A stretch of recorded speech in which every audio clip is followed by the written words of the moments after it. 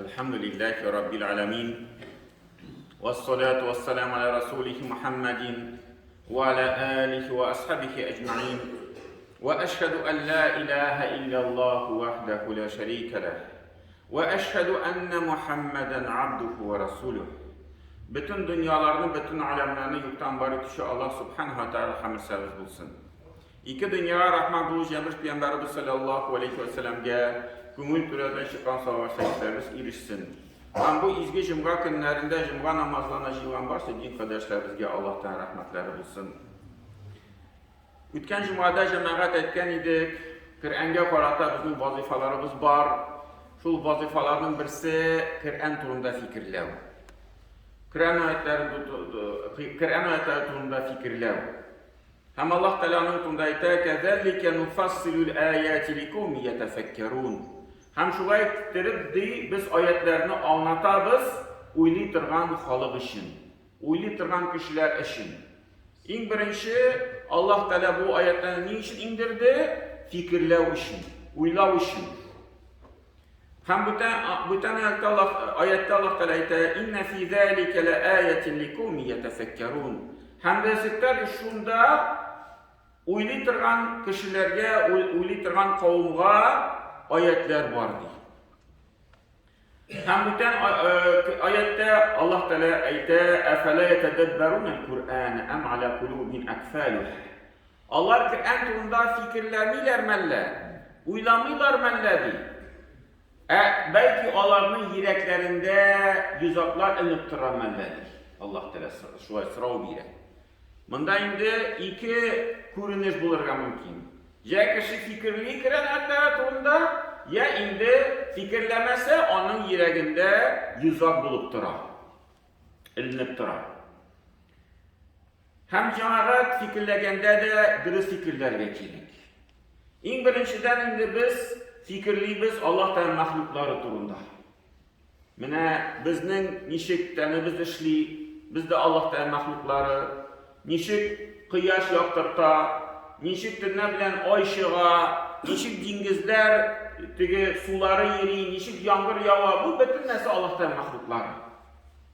Bir vakit şulay Peygamberimiz sallallahu aleyhi ve sellem meşrikke çıkkanda Abdullah ibn Abbas ayette biz de şulay sahabelerle meşritte oturup Allah Teala turunda fikirle oturaydık. Bir-birimizge soravlar berip, nişik indi mine Allah Teala bütünümüzni görüp tura her vakitte. Nişik miken indi Allah Teala bizni işitip tura her vakitte bütünümüzni deyip, şulay Allah Teala turunda fikirle oturaydık. Şunda Peygamberimiz sallallahu aleyhi ve sellem gelip kirdi meşritte bizim şu soravlarını, sözlerini işitkeş, ula etti bizge dey, Allah Teala turunda fikirlemegiz, onun mahlukları turunda fikirleriz. Çünkü deyip Allah Teala turunda dürüstlüktirip kişince fikirler bitire almışsınız deyip. Bardır koyadır hatağa, koyadır bir dürüst bulmagan yokka kirip gidesiz deyip. Şu an bilemine şul, bizge indi Allah Teala Kur'an'da da her vakitte şunun turunda aytıp tura, şunun turunda bir kup ayetler bildi, mine bu şul mahluklar turunda, mine bu şul galem turunda fikirler uylap turağız deyip. Şunu fikirlerseniz bir kup gacayip aybirlerini görürsünüz. İkinci nese cemaat, Kur'an'ın ukanda nese turunda fikirliyiz. Allah Teala Kur'an'da bir kup bizge misallar görsetti, bir kup kıssalar siledi. Şu peygamberler turunda, şu aldağı yaşayan halıklar turunda, Allah'ın indi hatalar buldu, Allah'ın indi şundi işleri buldu.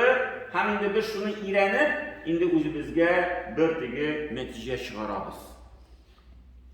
Hem Allah Teala'nın turunda ayette وَلَقَدْ صَرَّفْنَا فِي هَذَا الْقُرْآنَ لِلنَّاسِ min kulli mesele.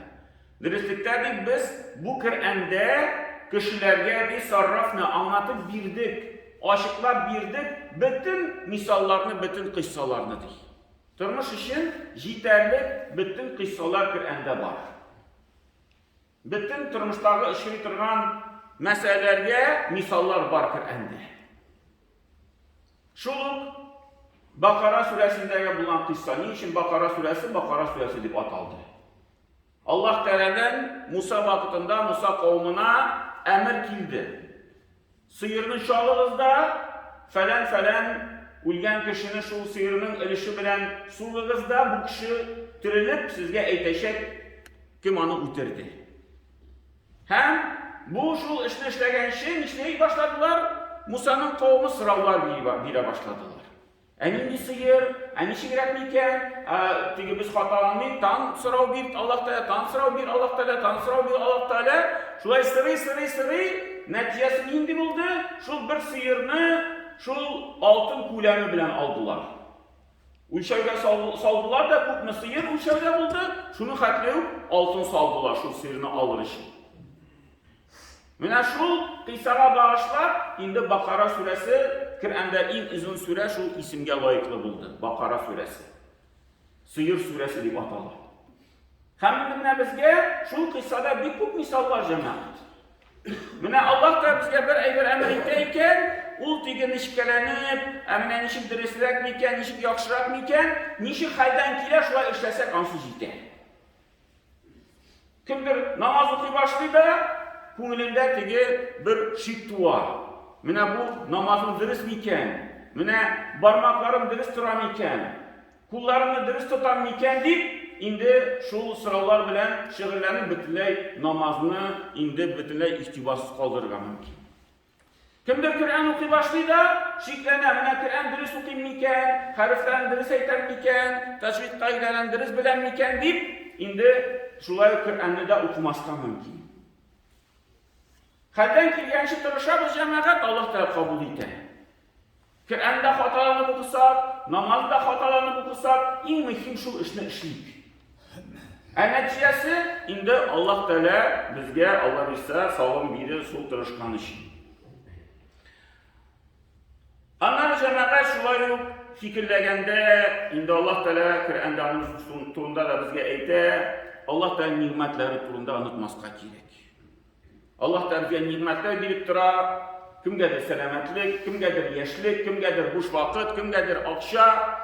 Allah Teala yollarını aşıp tura, mene şu nimetlerini indi unutmaska gerek. Onun tunda da uylarga gerek. Bir şulay qartaygan kişi aytgan ekan, ey yaşlığım bilen sileşseydim deyil. Yaşlık vakitte bulgan özüm bilen sileşseydim deyil. Şunda şulay aytgach sıraganlar indi yanında bulan kişiler näse aytır idimsin deyil. Özüne yaş bulgan vakitte. Men de aytır idim, qartlık nişli kişiler nişli ekanligini aytır idim. Degi yaş vakitinde şu yaşlıkni faydalanıp qalsın dürüst ettirib. Boşqa uzdurmasın yaş vakitini. Anları qartaygaç, indi ko'p mümkinchiliklar yo'qola anlar. Zihinde zayıflana, tende zayıflana, mümkinchiliklar da azaya. Şuna göre şunun tunda aytır idim, näse kişidan qartlık işleydi. Hem indi cemaat şunda bizge Peygamberimiz de misalı, sahabelerin misalı, galimlerin misalı, nişik olar Kur'an'ı okuylar idi. Bir vakit Peygamberimiz sallallahu aleyhi ve sellem Abdullah ibn Mas'ud'a aytdı, ey Abdullah oku dey Kur'an'ı mina. Şunda Abdullah ibn Mas'ud qiyalıp, ey Peygamber, men okuyayım sana Kur'an'ı, o sana inip turadi, sana inesin, hoca Kur'an'ın hocası. Men sana okup turayım mı dey Kur'an'ı? Şunda Peygamber sallallahu aleyhi ve sellem oku dey, men bütün kişilerin okuyanı işitirge onlarga yaratan dey. Hem şunda dey, Nisa suresini okuy başladım dey. Abdullah ibn Mas'ud, Nisa suresini okuy başladım dey. Hem 40. ayetga jetgach, anda şunday sözler buldu. فَكَيْفَ اِذَا جِئْنَا مِنْ كُلِّ اُمَّةٍ بِشَهِيدٍ. Şimdi bu hal kıyamet gününde eğer de her bir ümmetke onlarga karşı şahit getirsendir. Peygamberler özlerinin ümmetlerine şahitler bulup dururlar. Neydi şahitler? Biz onlarga eriştirdik deyip. Biz onlarga siyledik deyip. Biz onlarga bütün nesini anlattık deyip.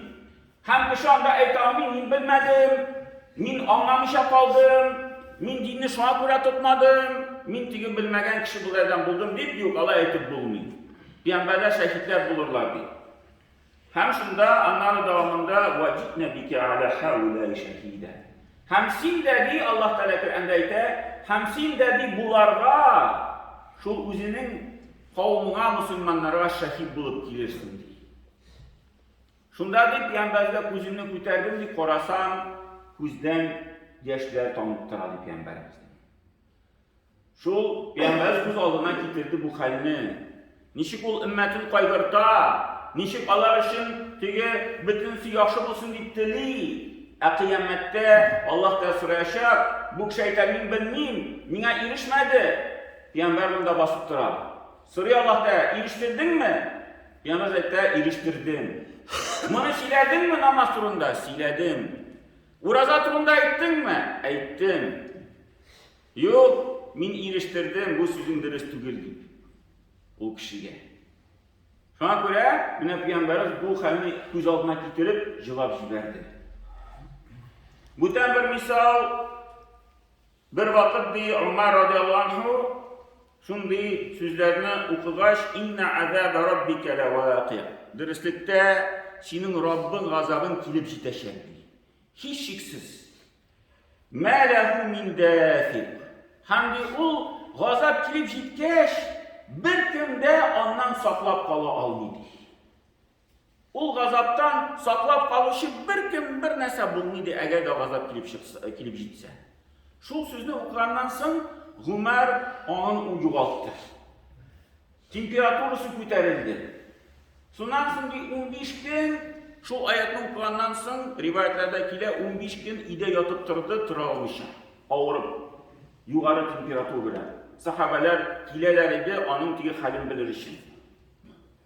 Şu bir ayetinin eseri bulup.